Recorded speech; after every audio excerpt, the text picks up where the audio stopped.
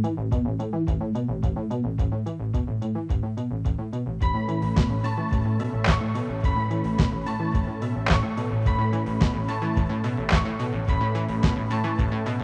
this video, I decided to make a pre-bootcamp episode for the Yamaha Rm1x. The Yamaha Rm1x is a standalone sequencer and it has an internal sound engine. It came out in 1999 and it's prone to wear and tear. The biggest deal with this issue is that the buttons can wear out, or sometimes you might have to press firmly in order for it to register. And you can enter a mode to test it out.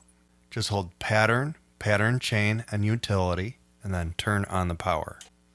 Now here's the mode we can test it out. So we can see right here what firmware version we're running on. So if you want to test out all of the buttons on here, it says here manual F2, so press F2 manual, and that's the RAM test. So let's increase right here, like it says increase, decrease, until it's at panel switch. Then it says press enter, that's right here, enter. Now it says panel switch, push F1, just push it down. Okay, so it's registering everything.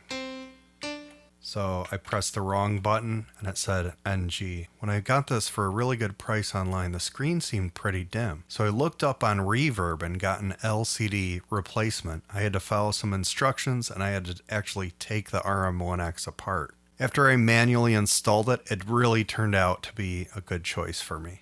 My Rm1x came with a 1.13 Eeprom chip. If you intend to use external MIDI, the previous version has a bug that sends program change to all MIDI out.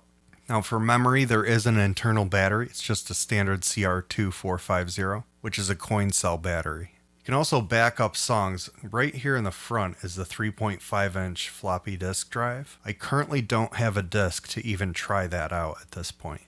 So stay tuned. I've really been enjoying figuring out the Yamaha Rm1x. So expect a tutorial coming soon. Now I'm just going to perform out some patterns that I came up with before filming this using the internal sound engine.